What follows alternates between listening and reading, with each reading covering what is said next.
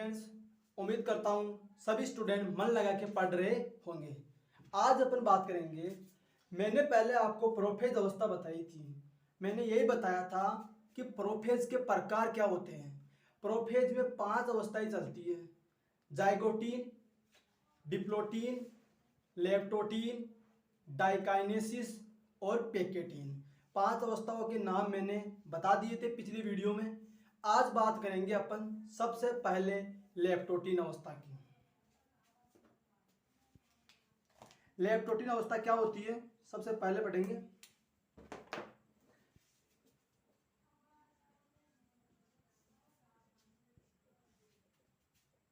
Leptotene अवस्था leptotene अवस्था को 2 नाम से जानते हैं, बोक्वेंट और एक नाम होता है इसका गुलदस्ता अवस्था।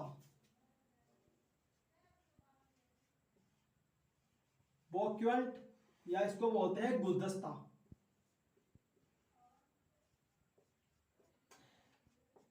गुलदस्ता अवस्था।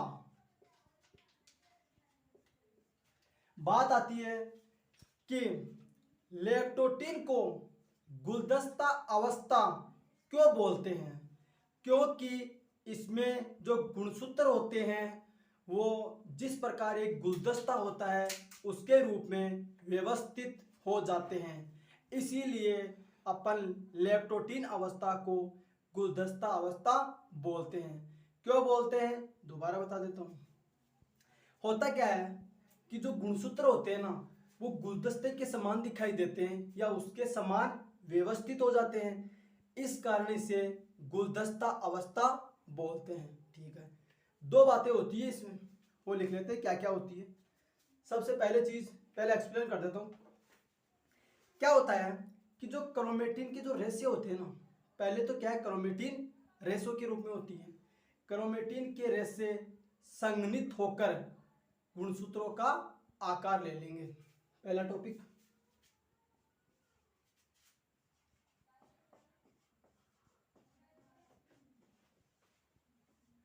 क्रोमेटिन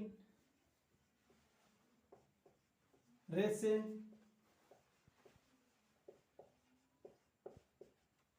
संघनित होकर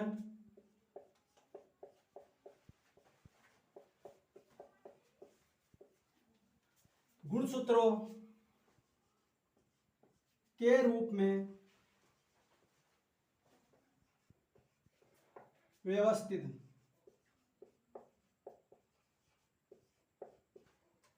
ठीक है, क्रोमेटिन के रेशे गुणसूत्रों के रूप में व्यवस्थित हो जाते हैं। ठीक है, ये बात यहां तक अपने समझ में आती है।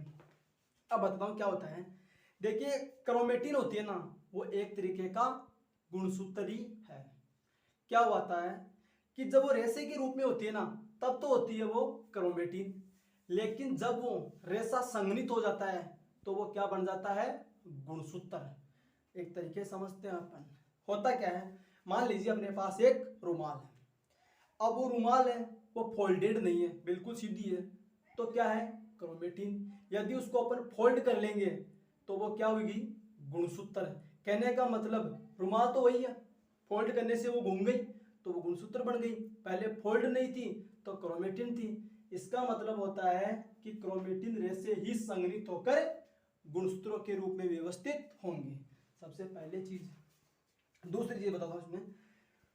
एक चीज होती है इसमें, डायग्राम बना देता हूँ, यहीं बनाते हैं डायग्राम, थोड़ा समझ लेंगे यहीं। 2 टॉपिक सीबीएसई के लिए चलते हैं इसमें।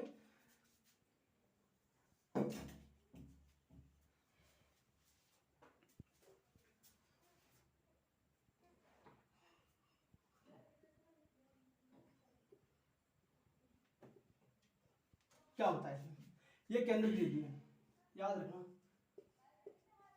केंद्रक झिल्ली। ये क्या है केंद्रक झिल्ली।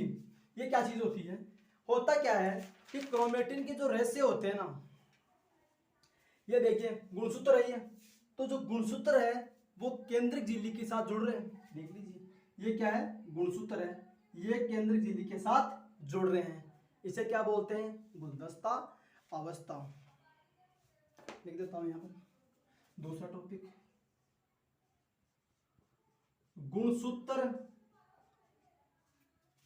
सिरों का केंद्रक झिल्ली से जुड़ना। केंद्रक झिल्ली से जुड़ना,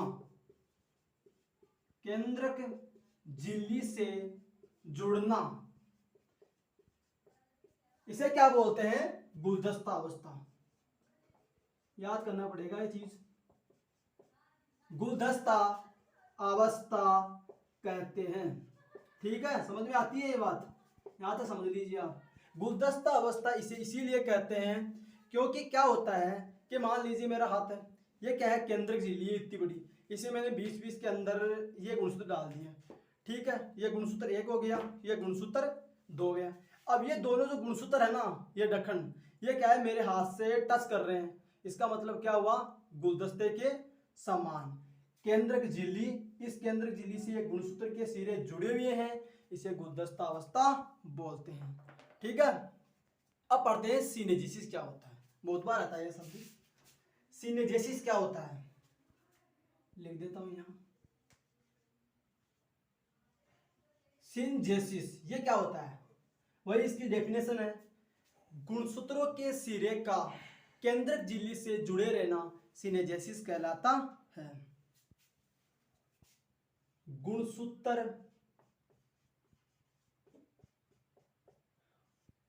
गुणसूत्रों के सिरों का केंद्रक झिल्ली से जुड़ना, केंद्रक झिल्ली से जुड़ना। समझ में आती है बात? वही डेफिनेशन है, नाम अलग है, सिनेसिस बोलते हैं। वही डेफिनेशन है, वही डायग्राम है। गुणसूत्रों का केंद्रक झिल्ली से जुड़ना सिनेजेसिस कहलाता है। ठीक है, इतनी बात समझ में आती है? अब बात करेंगे अपन इसकी दूसरी अवस्था, जाइगोटिन। जाइगोटिन अवस्था क्या होती है? जाइगोटिन अवस्था, जाइगोटिन अवस्था में क्या होता है कि जाइगोटिन अवस्था में क्या होता है, इसकी बात करेंगे अपन। क्या होता है इसमें? जाइगोटिन अवस्था में क्या होता है? नाम से पता चल रहा है कि जाइगोटिन अवस्था में क्या हो रहा है। पहले बताता हूं, एक्सप्लेन करूंगा। इसमें क्या होता है कि समसूत्री और अर्धसूत्री विभाजन दोनों क्या होंगे? अलग अलग होंगे। ठीक है, अलग अलग होंगे। इसमें एक चीज होती है, होता क्या है कि एक गुणसूत्र तो अर्धसूत्री विभाजन कर नहीं सकता, क्योंकि अकेला गुणसूत्र कभी भी, ध्यान रखना, अकेला गुणसूत्र कभी भी अर्धसूत्री विभाजन नहीं कर सकता, ये याद रखना। तो इसमें क्या होगा कि हर गुणसूत्र अपने समान एक जोड़ा ढूंढेगा। ठीक है, जोड़ा ढूंढेगा और उसके साथ युग्मन करेगा। ठीक है, दोबारा एक्सप्लेन करता हूं। इसमें क्या होता है कि हर गुणसूत्र अपना एक जोड़ा ढूंढेगा और उसके साथ युग्म बनाएगा। इसीलिए तो बोलते हैं कि जाइगोटिन में क्या होता है कि समजात गुणसूत्रों का जोड़ा बनता है या युग्मन होता है, क्योंकि अकेला गुणसूत्र तो अर्धसूत्री विभाजन कर नहीं सकता। इसीलिए इसमें क्या होता है कि समजात गुणसूत्रों का युग्मन,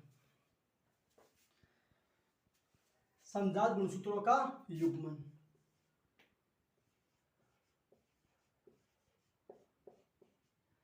समजात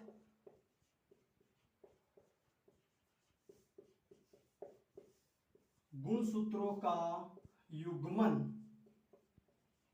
ठीक है, कैसे होता है डायग्राम में बता दूंगा यहां कैसे होता है।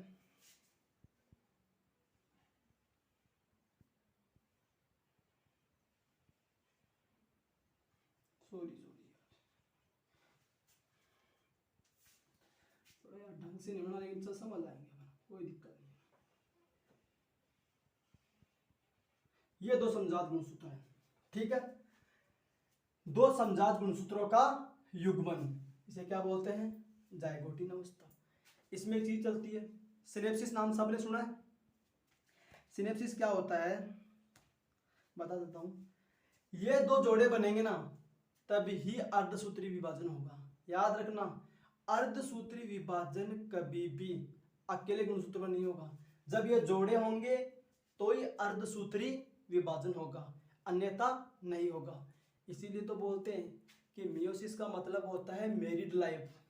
ठीक है, अकेला करेगा वो समसूत्री विभाजन होगा, दो मिलके करेंगे अर्धसूत्री विभाजन होगा, ये याद रखना।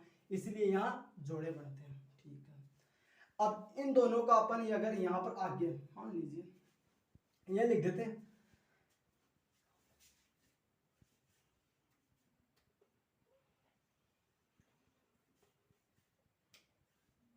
सॉरी गलत हो गया, थोड़ा सा ढंग से बनाते हैं, थोड़ा सा डायग्राम आराम से बनाते हैं।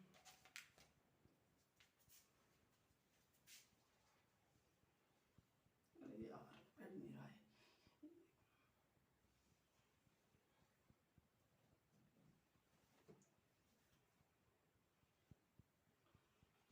ये यार जुड़िएगा यार, कनेक्ट हो गया है ना।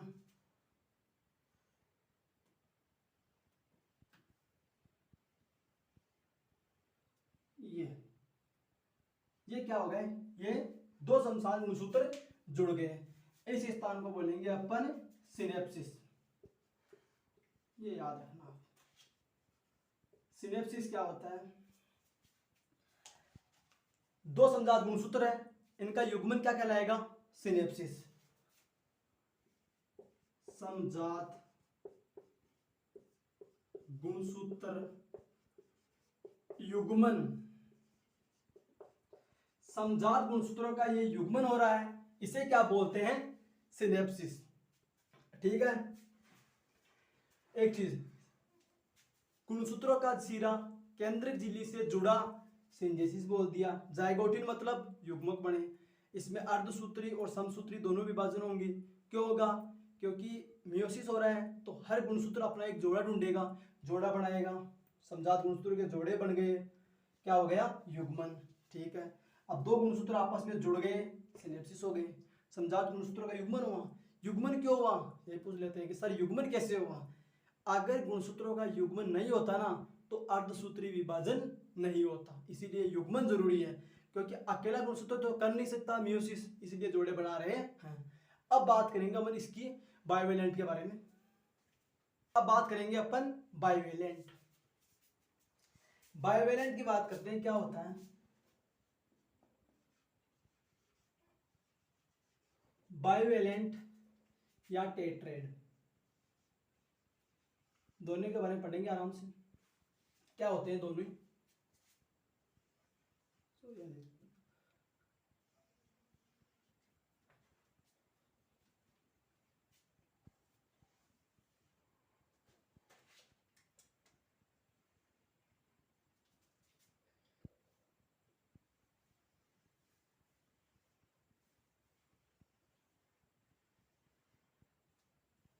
ये जिस स्थान पर जुड़ रहे हैं नॉन सिस्टर क्रोमेटिड से, ये चारों नॉन सिस्टर क्रोमेटिड, क्या होता है, बाइवेलेंट का मतलब क्या होता है, दो समजात गुणसूत्रों का जोड़ा बन रहा है, इसीलिए इसे बोलते हैं बाइवेलेंट। पहली चीज, दोनों को अलग अलग ले लेते हैं, क्या क्या होता है ये। सबसे पहले पढ़ेंगे बाइवेलेंट के बारे में।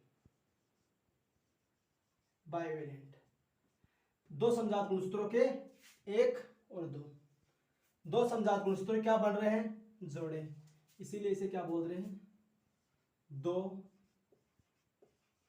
समजात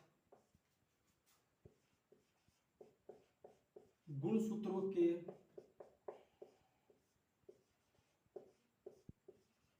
जोड़े बन रहे हैं, दो समजात गुणसूत्रों के जोड़े बन रहे हैं, इसीलिए इसे बोलते हैं बाइवेलेंट।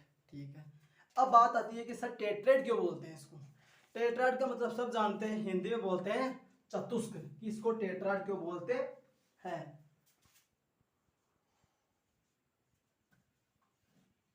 टेट्रेड क्या होता है ये भी बताता हूं, टेट्रेड क्या होता है। अब देखिए गुणसूत्रों के दो जोड़े बन रहे हैं, क्रोमेटिड कितनी इसमें बताइए, इसमें क्रोमेटिड कितनी है 4, 1 2 3 और 4, क्रोमेटिड की संख्या कितनी है 4, इसीलिए इसे क्या बोलते हैं, यहां लिख देते हैं 4 क्रोमेटिड होती है, 4 क्रोमेटिड। ठीक है, बाइवेलेंट का मतलब क्या होता है कि दो समजात गुणसूत्रों के जोड़े होते हैं, इसीलिए इसे क्या बोलते हैं बाइवेलेंट। टेट्राड का मतलब क्या होता है, 4 क्रोमेटिड होती है, इसीलिए इसे टेट्राड बोलते हैं। ठीक है, अब बात आती है कि इसमें कितनी तो नॉन सिस्टर क्रोमेटिड है और कितनी सिस्टर क्रोमेटिड है, पता लगाना पड़ेगा। 2 तो है इसमें नॉन सिस्टर क्रोमेटिड और 2 है सिस्टर क्रोमेटिड, ये अपने को खुद का पता लगाना पड़ेगा। इसमें देख लो आप, 4 में से 2 तो है सिस्टर क्रोमेटिड और 2 है नॉन सिस्टर क्रोमेटिड। ठीक है, अब अपन बात करेंगे सिनेप्टेनिमल कॉम्प्लेक्स की, यहां लिख देता हूं, आ जाएगा आराम से। एक बार बता देता हूं, ये जो बता रहा हूं ना, ये सब युग्मनज अवस्था में ही है, अभी तक अपन दूसरी अवस्था में नहीं गए हैं, ये प्रोफेज अवस्था ही चल रही है, उसकी दूसरी अवस्था चल रही है युग्मनज, ये ध्यान रखिए। सिनेप्टोनेमल कॉम्प्लेक्स, सिनेप्टोनेमल कॉम्प्लेक्स ये क्या होता है बताता हूं। दो समजात गुणसूत्र जोड़ रहे हैं, उनके बीच में एक स्थान होता है जो उसे जोड़ते हैं, उसे बोलते हैं सिनेप्टोनेमल कॉम्प्लेक्स। कैसी होती है वो संरचना डायग्राम में बताऊंगा वापिस एक बार। ये मान लीजिए अपने पास पर इतनी देर से जो चीज पढ़ रहे हैं ना, ये वही चीज है जो अपन पढ़ रहे हैं ना, उसी के बारे में याद रखिए, मेरी बात को ध्यान से पढ़िए बस।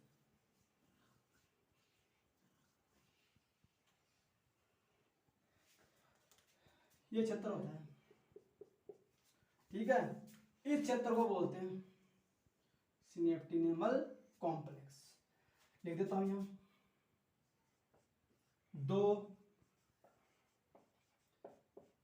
दो समजात गुणसूत्रों को जोड़ने वाला स्थान को जोड़ने वाला स्थान इसे क्या बोलते हैं सिनेप्सिस बोलते हैं इसको। दो समजात गुणसूत्रों को जोड़ने वाला स्थान सिनेप्टोनेमल कॉम्प्लेक्स कहलाता है। क्या होता है इसमें, एक बार दोबारा समझाऊंगा। क्या हो रहा था, बाइवेलेंट किसे बोल रहे थे, दो समजात गुणसूत्रों का जोड़ा बनाना क्या कहलाता है बाइवेलेंट। ठीक है, टेट्राड क्यों बोलते हैं, 1 2 3 4, 4 क्रोमेटिड है इसीलिए इसे टेट्राड बोल दिया। ठीक है, अब बात आती है कि सिनेप्टोनेमल कॉम्प्लेक्स क्या होता है। ये होता है दो समजात गुणसूत्र है, इन दोनों को जोड़ रहा है। याद रखिए जुड़ा हुआ है इसके साथ, और पेन ढंग से अपने ये ले लेते हैं यहाँ पे, ये बिल्कुल यहाँ पर करेक्ट है। दो समजात गुणसूत्र है, इनके बीच में एक संरचना होती है जो इन दोनों को जोड़ रही है, उसे बोलते हैं सिनेप्टोनेमल कॉम्प्लेक्स। दो समजात गुणसूत्रों को जोड़ रहे। अब बात करेंगे हम अगली अवस्था है इसकी पैकेटियन अवस्था। अब बात करते हैं अपन, मान लीजिए मानव में गुणसूत्रों की संख्या कितनी होती है 46, तो बाइवेलेंट कितनी हुई है, बाइवेलेंट हुए 23। याद रखना, मानव में गुणसूत्रों की संख्या 46 होती है और बाइवेलेंट की संख्या कितनी हुई 3। ठीक है, अब बात करते हैं अगली अवस्था पैकेटियन अवस्था।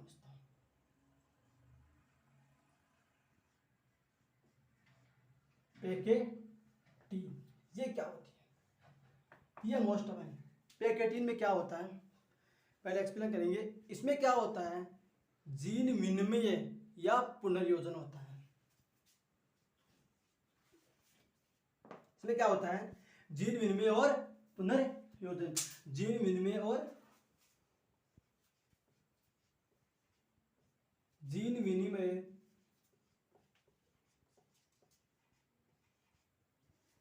व पुनर्योजन।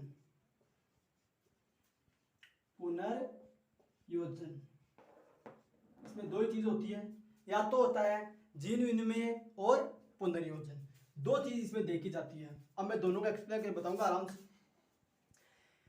एक्चुअल में क्या होता है कि गुणसूत्रों में डीएनए होता है, ठीक है। अब उस डीएनए का समजात गुणसूत्रों के बीच और नॉन सिस्टर क्रोमेटिड के बीच उसका क्या होगा, आदान प्रदान, ठीक है। अब एक बार बात आती है कि सर आप कारण बताइए कि लड़का लड़की होता है या लड़के लड़की होते हैं, वो अपने माता पिता से अलग क्यों होते हैं, उनके समान क्यों नहीं होते हैं? क्योंकि यदि लड़का और लड़की अपने माता पिता के समान हुए ना, तो वो संतति तो कलौन हो जाएगी। एक जैसी संतति बनने का मतलब क्या हुआ, कलौन हो गई वो तो इसीलिए वो जीन विनिमय या पुनर्योजन के कारण अपने माता पिता से लड़का लड़की अलग होते हैं। क्यों होते हैं? क्योंकि उसमें समजात गुणसूत्रों के बीच डीएनए का आदान प्रदान होता है, नॉन सिस्टर क्रोमेटिड के बीच डीएनए का आदान प्रदान होता है। डायग्राम बना देता हूं इस अवस्था का। डायग्राम क्या कहता है इसका? डायग्राम इसका यूं होता है, जो पहले था वही होगा।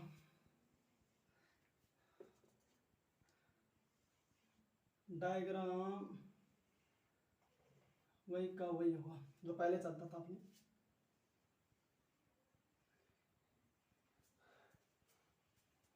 यूं अंदर नहीं जाएगा, इसके साथ ही कनेक्ट हो गए, याद रखिए अंदर मत ले लेना, ठीक है। इसके साथ ही कनेक्ट हो गए, ये होता है जीन विनिमय। थोड़ा सा इसको अपन यूं ले लेंगे, तो तीसरे टाइप में ले लेते हैं इसको, जो ठीक नहीं रहेगा ना, क्योंकि एनसीईआरटी में दे रखा है, उसी हिसाब से लेंगे अपन जिस हिसाब से एनसीईआरटी में दे रखा है।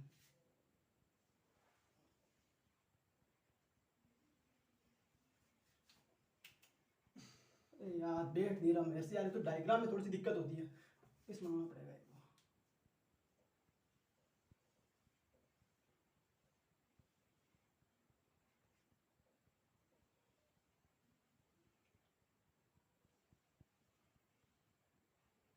यूं ठीक है, इसमें हो रहा है जीनों का आदान प्रदान। दोबारा बता देते हैं एक बार क्या हो रहा है इसमें। जीन विनिमय या पुनर्योजन होगा, इतना आपको याद रखना है। अब ये समझाता हूं होता कैसे होता है, बता देता हूं। गुणसूत्र होता है, उसमें क्या होता है, डीएनए। उस डीएनए का समजात गुणसूत्र और नॉन सिस्टर क्रोमेटिड के बीच उसका आदान प्रदान होगा, उसे बोलते हैं जीन विनिमय या पुनर्योजन। इसी के कारण तो माता पिता से उनकी संतति अलग होती है, तो ये होती है आपकी पेकेटिन अवस्था। अब बात करेंगे अपन आगे, इसकी आगे अवस्था क्या होती है, कोजेमेटा के बारे में बात करेंगे। अब बात करेंगे अपन प्रोफेज की सबसे बड़ी अवस्था डिप्लोटीन। डिप्लोटीन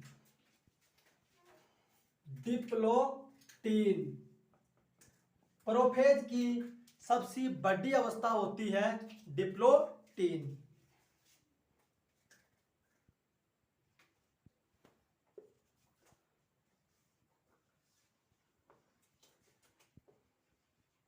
प्रोफेज की सबसे बड़ी अवस्था, इसको बोलते हैं अपन डिप्लोटीन। डिप्लोटीन अवस्था में क्या होता है, एक बात समझा देता हूं, थोड़ा ध्यान दिए सामने। डिप्लोटीन अवस्था में क्या होता है कि अंड जनन की क्रिया होती है। अब अंड जनन की क्रिया में कई महीने लग सकते हैं, कई वर्ष भी लग सकते हैं, महीने या वर्ष लग सकते हैं।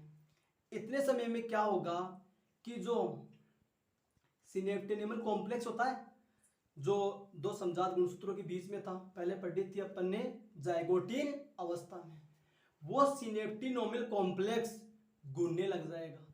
और जब सिनेप्टिनोमिल कॉम्प्लेक्स घुलेगा तो समजात गुणसूत्र अलग अलग होने की कोशिश करेंगे, और वो अलग अलग उस स्थान पर होंगे जहां क्या हो रहा है, जीन विनिमय।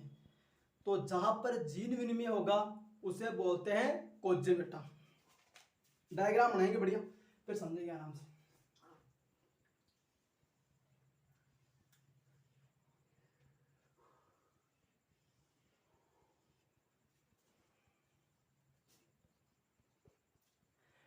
डायग्राम से आराम से समझेंगे। कोजेमेटा क्या होता है? जहां जीन विनिमय होता है उसे बोलते हैं अपन कोजेमेटा।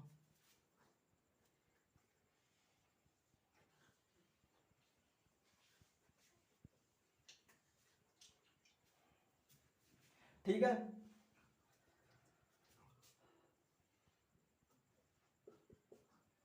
ये जुड़ रहे हैं यहाँ पर।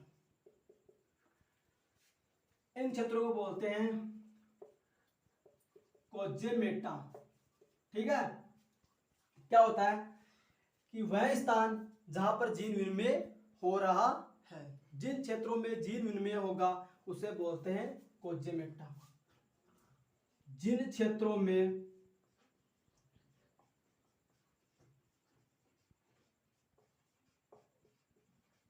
जीन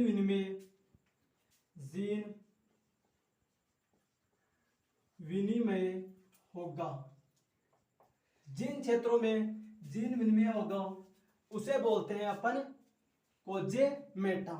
कोजेमेटा क्वेश्चन ये आ सकता है कि प्रोफेज की ऐसी कौन सी अवस्था है जिसमें कोजेमेटा बनते हैं? याद रखना, डिप्लोटिन अवस्था में। प्रोफेज की सबसे बड़ी अवस्था डिप्लोटिन। ठीक है, एक बार दोबारा थोड़ा ढंग से समझा देता हूं कि डिप्लोटिन में आखिर ऐसा क्यों होता है। इसमें क्या होता है कि अंड जनन की क्रिया होती है। अंड जनन की क्रिया में महीने भी लग सकते हैं और वर्ष भी लग सकते हैं। तो उस दौरान क्या होगा, इतने दिन लगेंगे तो जो सिनेप्टिनोमल कॉम्प्लेक्स होता है ना यहाँ पे बीच में, पहले पढ़ा था अपन ने, वो सिनेप्टिनोमल कॉम्प्लेक्स घुल जाएगा। जैसे वो घुल गया तो जो समजात गुणसूत्र है ना वो अलग अलग हो जाएंगे, और जैसे वो अलग अलग होंगे, कौन सी जगह होंगे?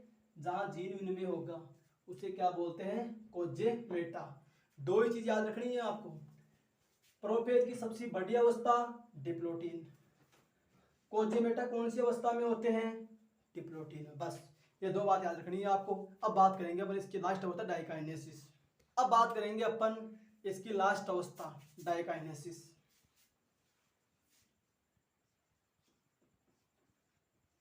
डाइकाइनेसिस, डाइकाइनेसिस क्या होती है? इसमें सबसे पहला टॉपिक बता देता हूं, कोजेमेटा का उपांति भवन। क्या होगा? कोजेमेटा होता है वो जीन विनिमय से सिरों की तरफ चला जाएगा। यहाँ जीन विनिमय हो रहा था, मान लीजिए ये दो जीन यहाँ क्रॉसिंग हो रही थी, तो यहाँ क्या हो रहा था? जीन विनिमय।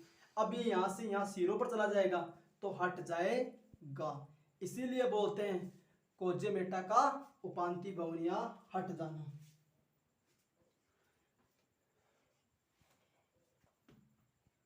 सबसे पहला टॉपिक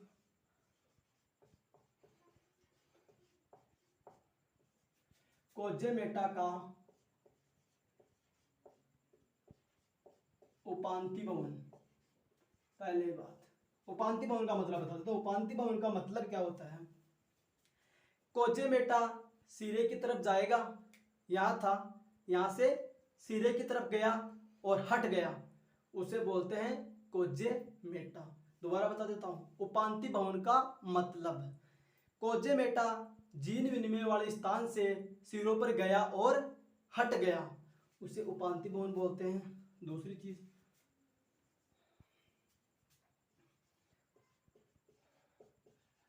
केंद्रक झिल्ली, ER व केंद्रिका विलुप्त, ये क्या हो जाएगा? विलुप्त हो जाएगी। डाइकाइनेसिस में क्या होता है? तीन चीज याद रख लेना। मेटाफेज की मियोसिस की अंतिम अवस्था होती है, पहली चीज। दूसरी बात, कोजेमेटा का उपांति भवन। उपांति भवन का मतलब होता है कि जो कोजेमेटा था ना वो जीन विनिमय वाले स्थान से सिरों की तरफ चला गया और हट गया, ये उपांति भवन। केंद्रक झिल्ली, केंद्रिका, ये सब विलुप्त हो जाती है। अब बात करेंगे हम इसकी तीन अवस्थाएं और। अब बात करेंगे अपन, जब अपने 5 अवस्थाएं की तब जाके ये प्रोफेज फर्स्ट प्राप्त हुई केंद्र। ठीक है, अब बात करेंगे मेटाफेज। मेटाफेज पहले डायग्राम बनाते हैं, फिर बाद में पढ़ेंगे। अरे यार ये चल नहीं रहा है, थोड़ा सा लाल पेन का यूज करेंगे अपन यहाँ पर।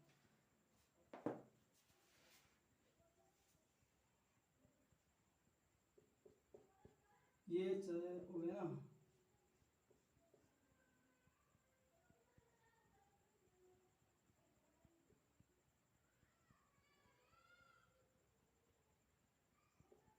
ठीक है, ये बन गया ना। क्या हो रहा है इसमें, दो चीज होगी इसमें। मेटाफेज अवस्था का मतलब भी यही होता है कि मेटाफेज का मतलब होता है मध्य में व्यवस्थित होना। ठीक है, यह बात समझ में आती है। इसमें दो चीज होगी, तर्कु तंतु का बहुलकीकरण, और एक चीज होगी, पहले लिख देता हूं, तर्कु तंतु का बहुलकीकरण। तर्कु तंतु का बहुलीकरण, पहली बात। दूसरी बात क्या होगी, इसमें क्या होगा, ये मेटाफेज पट्टी है, ये सिरे हैं, इस पट्टी पर समजात गुणसूत्रों का जोड़ा बनाना या व्यवस्थित होना क्या कहलाता है, मेटाफेज अवस्था। लिख देता हूं, समजात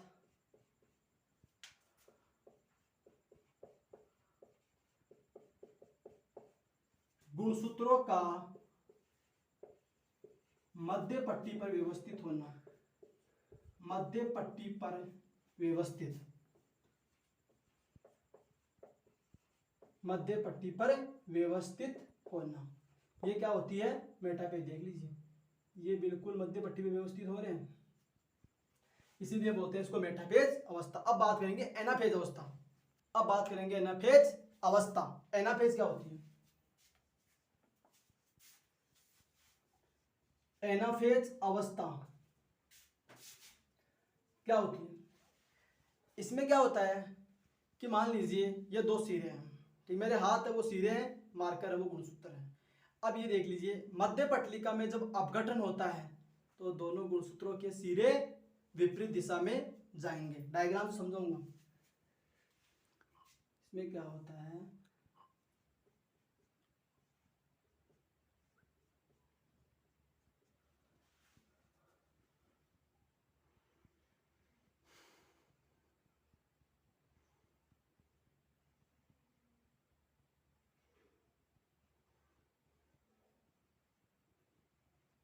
ये दो गुणसूत्र इस सिरे पे है, एक इस सिरे पे है, दोनों विपरीत सिरे में। लिख देता हूं क्या हो रहा है,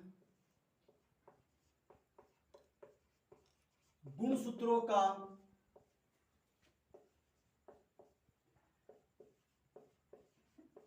विपरीत दिशा में जाना,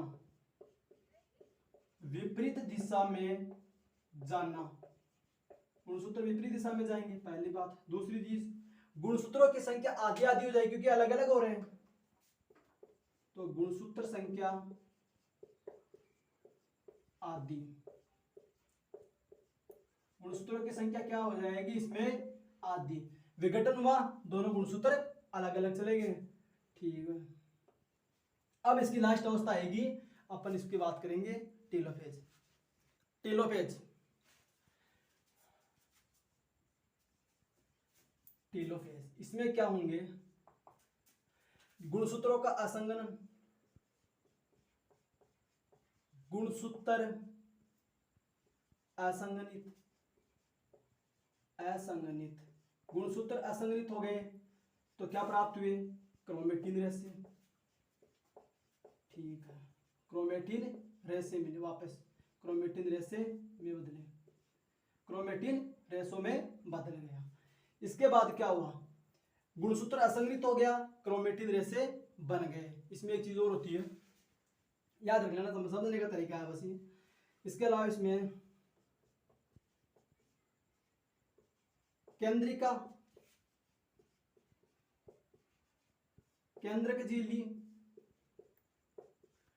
ईआर वापस आ जाती है, वापस आ जाएगी। ठीक है, इतने बात याद रखिए मेरी। ये प्रोफेज का विपरीत होता है। प्रोफेज में क्या हो रहा था, क्रोमेटिन रेशे संघनित हो रहे थे और गुणसूत्र बन रहे थे, और केंद्रक झिल्ली और केंद्रिका और ईआर लुप्त हो रही थी, जबकि इसमें गुणसूत्र असंघनित होंगे, क्रोमेटिन रेशे बनेंगे, केंद्रक झिल्ली, केंद्रिका और ईआर ये लुप्त हो जाती है।